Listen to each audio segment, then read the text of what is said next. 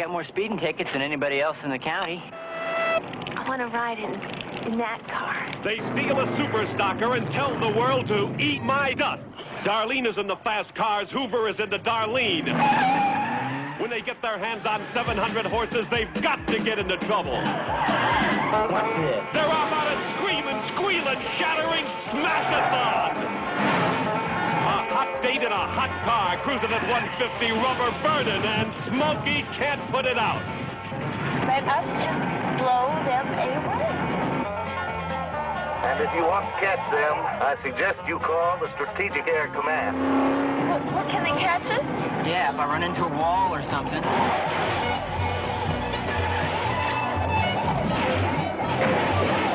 Hoover, you're outrageous. Ron Howard pops the clutch and tells the world to eat my dust.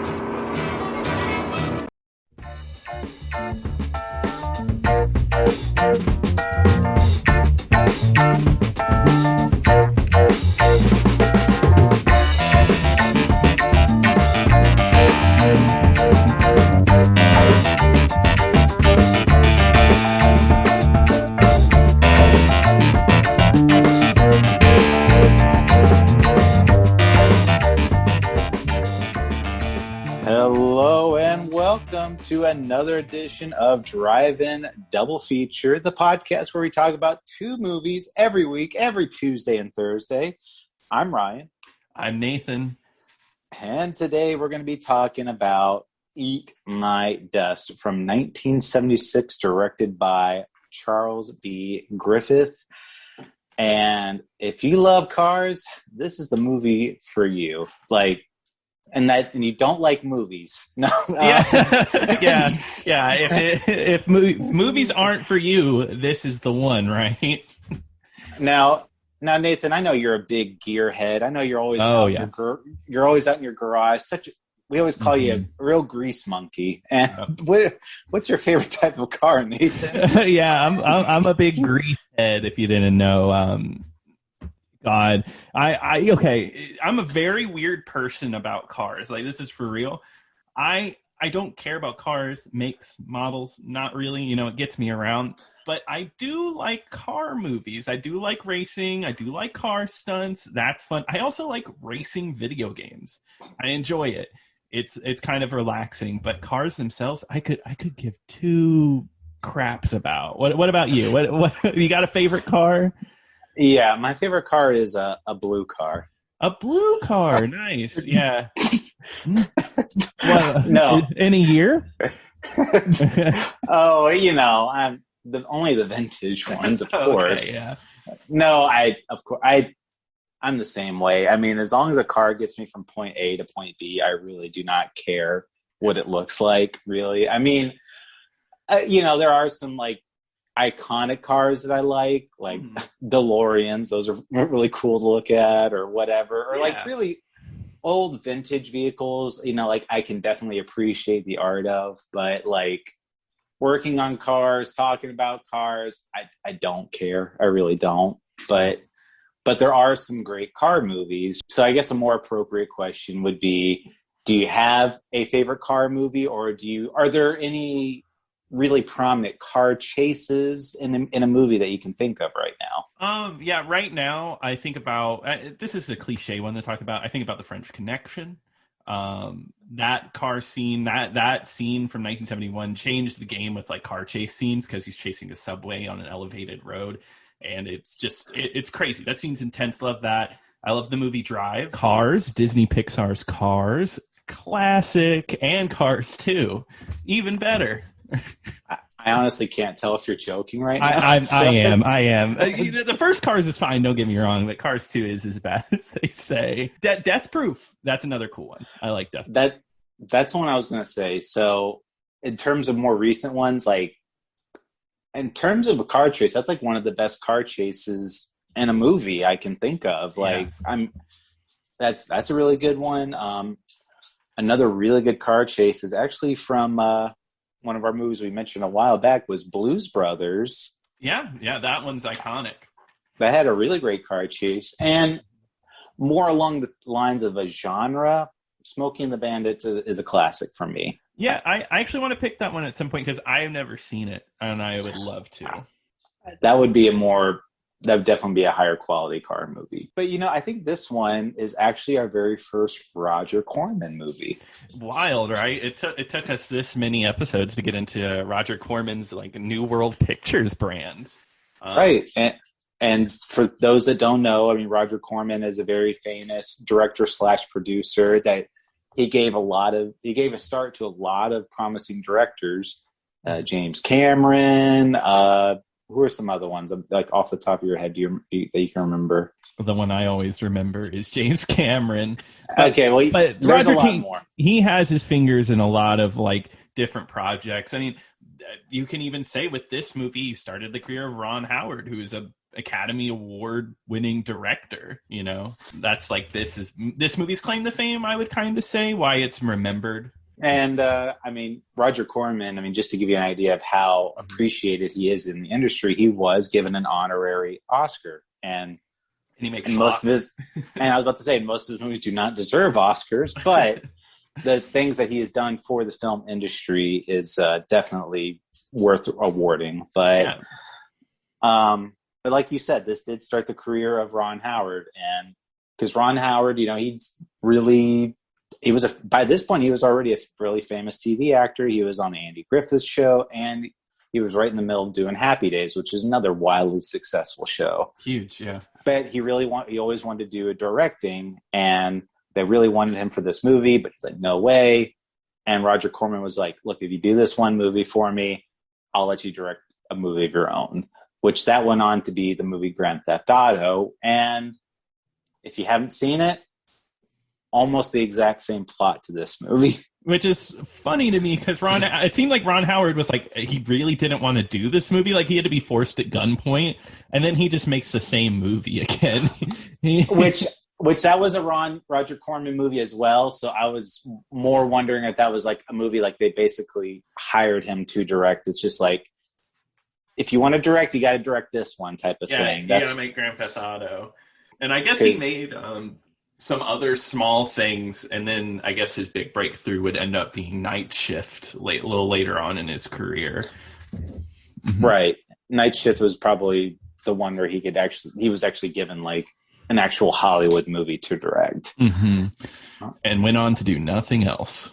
Nothing else. Nobody ever heard from him again.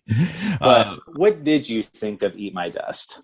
Okay, so Eat My Dust, I didn't hate it. I didn't dislike it. I didn't really like it either. I'm somewhere in the middle. As a car comedy kind of deal, it's silly enough, and there's some cool stunts. But overall, I just didn't find it too interesting.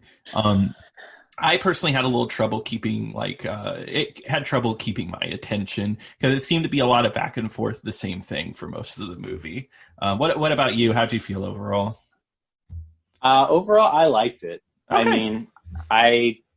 It was not a perfect movie, and definitely by the end, it was more of this because so the whole movie is pretty much just Ron Howard steals a car with a girl that he really likes, and they go on this big joyride, and that's pretty much the movie. Yeah, that's what you get. Yeah, and anyway, the plot's really light. The car chase, like a lot of the stunts in there, I was actually really impressed by a lot of the stuff that they did. There was some legitimately dangerous looking stuff happening in this movie. Yeah, there's good mayhem, destruction. I keep thinking about, since I watched this, the scene where they bust down the barn. And they destroy the barn completely. And I love that scene because in the end it has like a stereotypical farmer stamping the ground like dag nabbit, angry that they broke his barn. Yeah, there's little stuff like that. It's a lot of those type of gags you see in other type of car movies. But like you said, the movie is just under an hour and a half, but there's a lot of car chases and not a whole lot of plot development, not a whole lot of characterization. No. So by the end of it, admittedly, it does get old. Yeah, that's how I felt. The car chases just weren't enough for me at a certain point. There is a pretty funny bit at the end that I like, and we'll get into that a little bit later. But I don't know. I was just kind of a little over it at a certain point because I thought it was silly at first. I think the setup is just funny. It's got Ron Howard and his brother, of course, as usual. Clint Howard shows up. And, you know, he's like this like cocky kid who's kind of just like, I have the most speeding tickets in the county and my dad's the sheriff.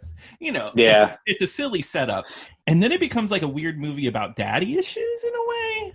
More like he's got to get over his dad. Yeah, his dad becomes like a psychopath at the end of the movie because he's trying to stop his son, and they've sent pretty much their whole police force against him, and nobody's been able to stop him. And which is really funny because he's just like a little snotty kid. He's just a dumb kid. Yeah, like just driving a car who has like zero experience driving because he steals a stock car from a racetrack and. At first it's him and his friends, and they go on a big joyride, and they're all jerks, assholes, whatever you want to call them, because they're so annoying. they all of them are just, they won't shut the hell up. They're all super annoying. I even wrote in my notes because there's one point where Ron Howard and the girl ditch the friends, and I wrote down there, I am so glad they ditched the friends. Right? Ron Howard is the one who's like fighting to get rid of them so he can be alone with Darlene. Darlene is just in it for the joyride. That's it. You know, she that's all she wants. She could care less who else is there. Ron Howard's just driving a fast car, and that's what gets her going. Which is really funny because Ron Howard looks like a complete dork in this movie because he's got this really stupid looking Civil War hat on that he never takes off. And even he, like, at one point is like, oh, like, Darlene, I don't know. She probably doesn't want to be with me. And then there's a scene where they break into somebody's vacant house while they're on vacation, and they start using all their stuff and showering. And he's like talking to her in the shower and being like, oh, well, you wouldn't want to be with me. I mean, I have such a dumb face. It's so self-deprecating. I hated it. No wonder this girl's like, I'm out. Like, as soon as the joyride's over, she's going to be out of here because, you know. I know, because there's one scene where she's talking on the phone to one of her friends, and she's like, oh, are you going to be with him, or are you going to be with Hoover? And she's like, don't make me lose my lunch. Like, she's just totally disgusted with him. Yeah, I know. Oh my God. I like Darlene.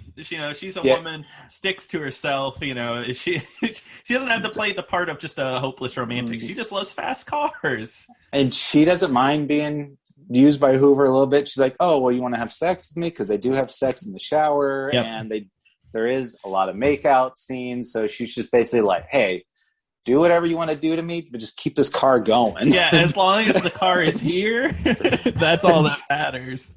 And everything we're seeing now is like pretty much the plot, right? That is the bulk of the plot of this movie, except for his dad chasing him down with a whole gang of other people. That's kind of the side of all this. Which also is weird because it glorifies drunk driving in a way.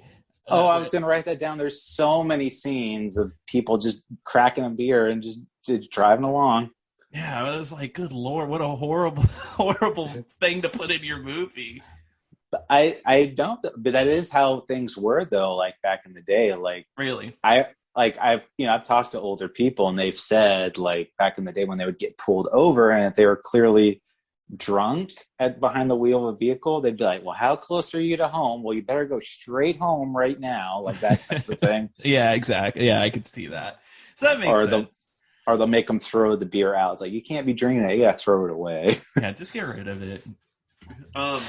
It kind of fits in with I kept, when I was researching and all that of this movie fits into the hicksploitation subgenre. I guess there was a time in the 70s where there's just a bunch of redneck movies. I feel like I've seen a few, but yeah, this definitely fits that mold. It reminds me of Dukes of Hazzard. That's where it hits. Yeah, and this movie, I believe, predates Smokey and the Bandits. So wild! I did not know that. Yeah, that movie came out in 1977. So this movie actually predates. So, spoiler: Smokey and the Bandits stole from Eat My Dust, but no, yeah, Smokey stole stole the whole dang movie. I mean, that's probably a much better movie. Not that I don't like Ron Howard, but I don't love the guy. But Burt Reynolds, I'd watch a Burt Reynolds movie. You know, he's awesome. Well, so that's the difference. So, like in this movie, the only thing we know about Ron Howard's character is that he's just a dumb teenager that likes to go fast. I mean, we don't know anything else or anything like that. Smokey and the Bandit, Burt Reynolds he has a really fun personality. He cracks lots of jokes. He's super likable. So even though he's technically in the wrong from running the police, you're rooting for him because he's such a likable guy. Exactly, yeah. And then Ron Howard's having destruction and probably death along the way. I could care less if he gets caught or not. I know. There's so much destruction. Like there's one, which this one was kind of funny, but they wreck an ambulance. Like an ambulance goes careening and crashes, and the stretcher shoots out the back, and then the guy that was laying on the stretcher just wakes up and looks around where am I? Yeah, no, and I feel like I'm ragging a little too hard on this movie. It's fun. There's one bit towards the end. It's not a stunt, but the car's about to go off the ramp, and then they're like, I don't want to do this, and then it reverses the footage where he comes off the ramp. I was like, oh, that's silly. It changes up the movie a little bit.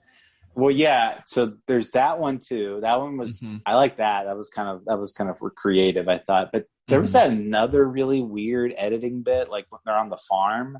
Do you know what I'm talking about? And it's Ron Howard was skipping, and it's this weird stutter effect. I don't know what that was. I was like, huh? I did not make sense to me at all. The director decided he was going to be experimental in this one scene.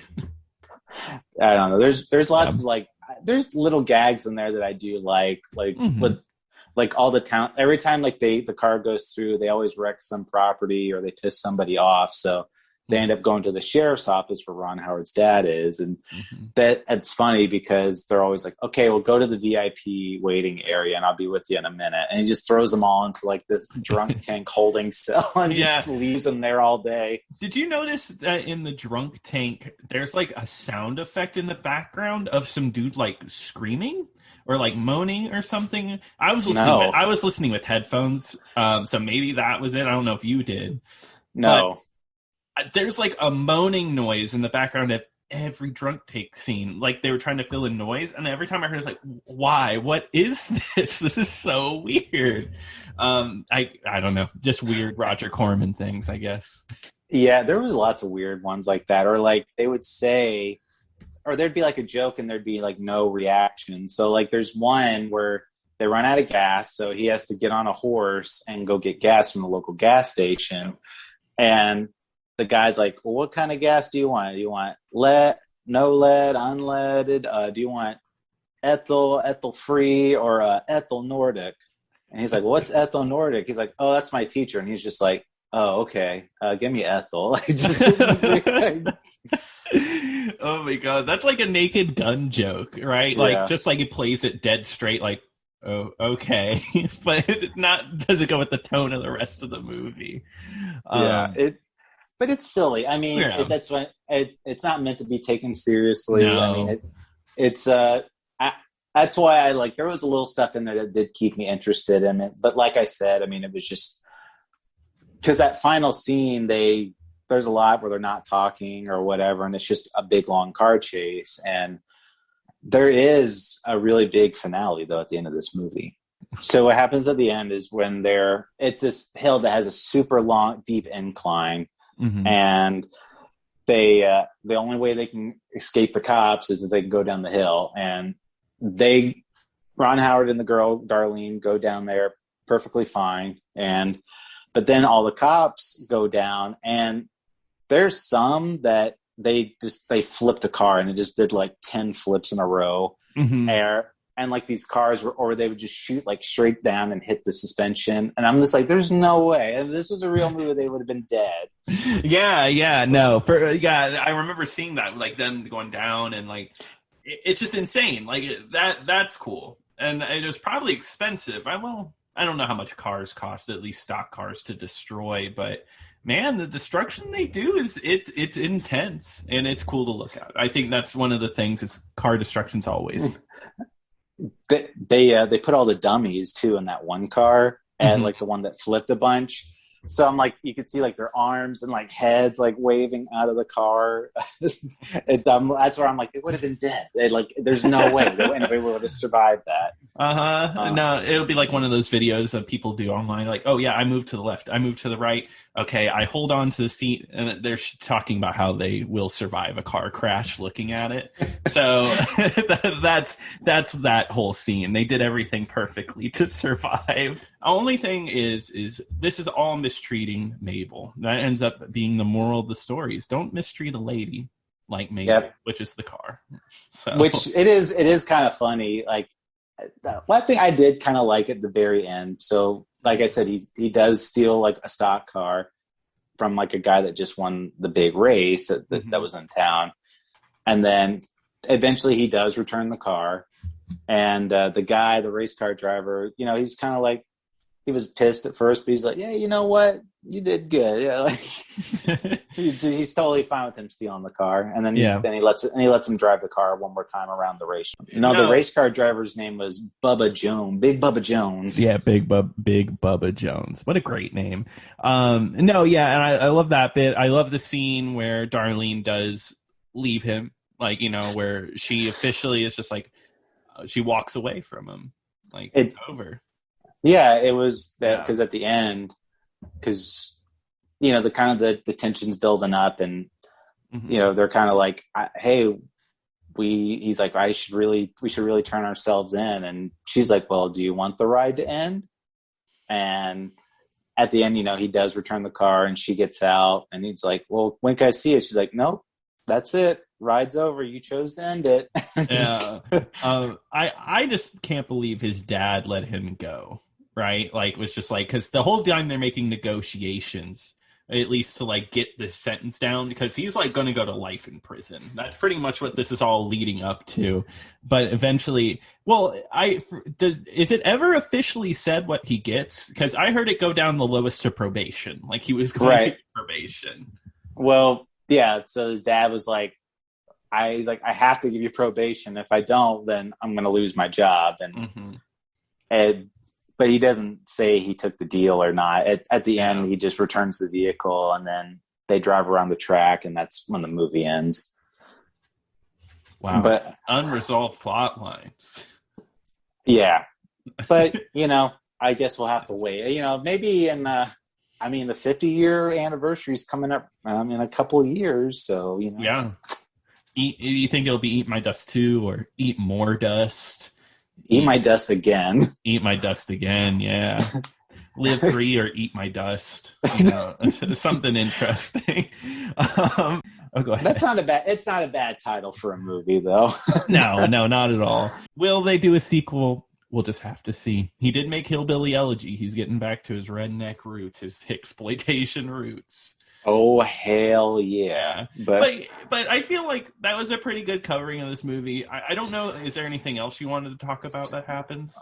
So the one thing I do want to add is on Gene Siskel said that this was the worst movie of 1976. I don't know about that one, buddy. I was about to say, this is the bar would have to be set really low for that. Or it's really high, rather. I promise you on this show we'll watch a movie from 1976 that's worse than this one. I was about to say, I was like, show me the worst movies of 1976. And there were some really, like, suspect ones on there. And I'm like, there's no way these were better than Eat My Dust. Yeah, it's been a little bit since I've seen it, but that's the year that the King Kong remake came out, and I remember not liking that movie at all. Oh, the one with Jeff Bridges? Yes, yeah. Yeah, that one's not great. But no, you know what? I would give this a recommend. Whoa. Yeah, I'm a little more lenient. I don't think I'd really recommend this one. I just don't think it's a fun enough ride. Not saying that it's bad. I just wouldn't be like, hey, make sure to check out Eat My Dust. But that's okay. You know, I mean, anybody that loves a good action or car movie, I don't see anybody not liking if you love those types of movies. Okay, yeah, for sure. Well, cool. That is is this our first time? No, what am I saying? We did Cop we were a little indifferent on Cop as well. We have a few that we've been a little divided on the record. Don't worry. There'll be some real juicy arguments later in this podcast, I'm sure. Can't wait till we get to Terrence Malick. Oh boy, that's going to be a real contentious one. But anyway, that was Eat My Dust. So Nathan, what are we going to be talking about next time? Oh, so next time, be a little scared because the Chud is coming. Oh, love a good Chud. Yeah, who doesn't love Chud? I might not. We'll see. We'll see. Yeah, we'll talk about it. Yeah, if you have any recommendations like Chud 2, Bud the Chud, please send us an email at drivein-double-feature-podcast@gmail.com. We would love to get some emails from you guys. We'd love to hear from you. And, where can we watch Chud? Let me throw that in. You can watch Chud over on Tubi. Love Tubi. Nothing gets past them. No, nothing. They got everything. But yeah, it's been a great time, and we'll see you next time. See ya.